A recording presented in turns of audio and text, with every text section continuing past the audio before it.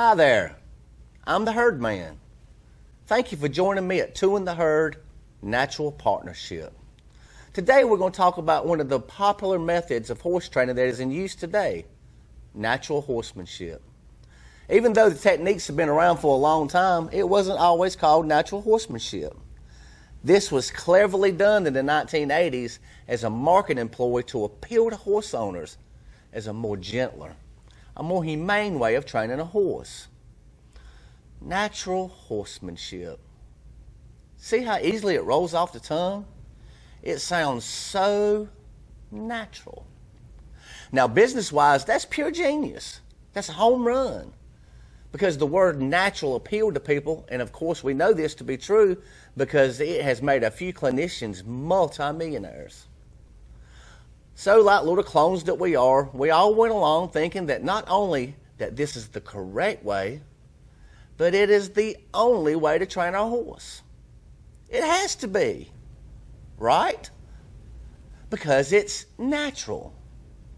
Well, let's slow down and put it in part for a second. Let's take a look at those two words, natural horsemanship. So what is natural about horsemanship? The answer is absolutely nothing.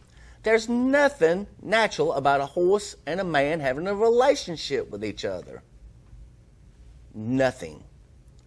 Man is a predator and a horse is prey.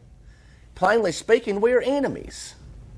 Predator species don't have relationships with prey species because one fears the other. That, my friend, is the balance of nature. That is something that we humans can never manipulate or ever control. Humans will always be predators in the eyes of a horse. Now that we know that clinicians from natural horsemanship want you to be your horse's leader, how do they go about it and what are their methods? Well, usually the first thing is they put them in the round pen. They chase them around and around and around in circles for a long period of time. Then they do some soldier marching, maybe a little bit of karate chopping. They use their sticks, they use their whips, they jerk their heads around with the ropes, they snatch them, they do all what they do. I mean, they all have their own little twist on it, little turns on it, because they try to just be different from each other. But at the end of the day, they all want the same result. And you know what that is? They want the horse to submit and obey. The only way that you can have anything submit and obey you is through domination, intimidation, and through fear. And that's a fact, Jack. Think about this for a second. When humans use these same behaviors, these same tactics in a relationship with each other, it's called abuse. But when we use these same behaviors and tactics with horses, we call that gaining their respect. Now that's something to think about it. I mean, why is it different? I mean, you wouldn't want to live your life being afraid all of the time. Well, neither does your horse. I mean, these clinicians are getting the results from the horses, but it's only, I mean, just think about it. The horse knows that if he doesn't perform correctly, there's going to be some dire consequences. It's all fear. I mean, at this point, I hope that what I've shared with you has opened your eyes a little. I mean, but because I'm trying to help you see everything from a horse's point of view. That's what it's all about. You need to see everything from a horse's point of view. I mean, horses are much, much emotional than we are. They're one of the most forgiving animals on the planet, but they also have great memories, and they rarely forget events. There is a way to have a relationship with a horse, but it's not through natural horsemanship. You can't do it. One thing that I've learned in my life, in order to achieve positive results, you've got to be open-minded. You got to be able to analyze from all angles. Don't have tunnel vision. And always search for common ground. So if you do that in a comparison to a horse and a man, think about it. Is there any similarities that we share? Do we have anything in common? There is. We are both social creatures. We have social needs. We have to have a social connection to someone or something to have balance in our lives. Now that's natural. Did you know that it has been documented that a horse's social need is so great that it is stronger than their need for food and water? Now that, my friends, is powerful. But it's the same for us too. I mean, look at it from our point of view. Do any of you remember the movie Castaway with Tom Hanks? The volleyball Wilson was Tom Hanks' social connection. This is what kept him sane. A social connection is what keeps us all sane.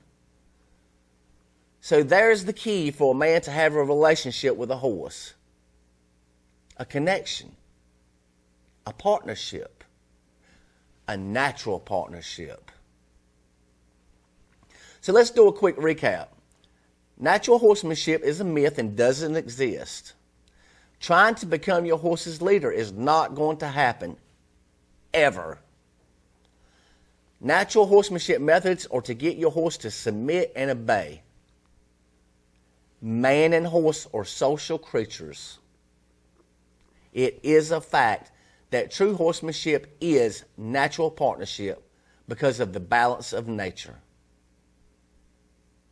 We are all going to have to face the reality of this.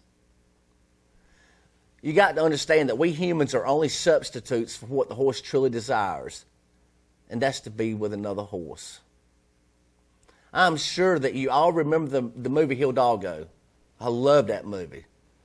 You remember they had an incredible partnership with each other, but at the end of the movie, the man and Hidalgo were standing on the hilltop looking down on a herd of beautiful Mustangs.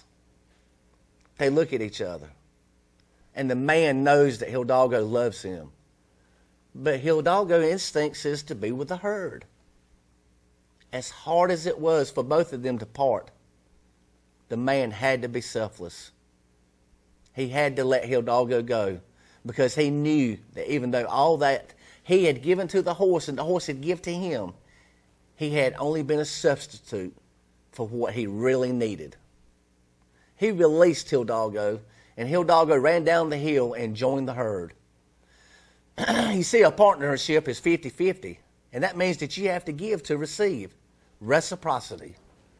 It is our responsibility as a partner is to help your horse or person or whatever relationship you're in to stay emotionally stable, mentally stimulated, and to have a vibrant, healthy life. In order to learn this with your horse especially, you have to prepare yourself and do what I call the 3 B's. You need to be willing to learn, be honest with yourself, and be ready to commit. This is what I had to do to fully understand natural partnership. Stop trying to be your horse's leader. Stop trying to dominate it.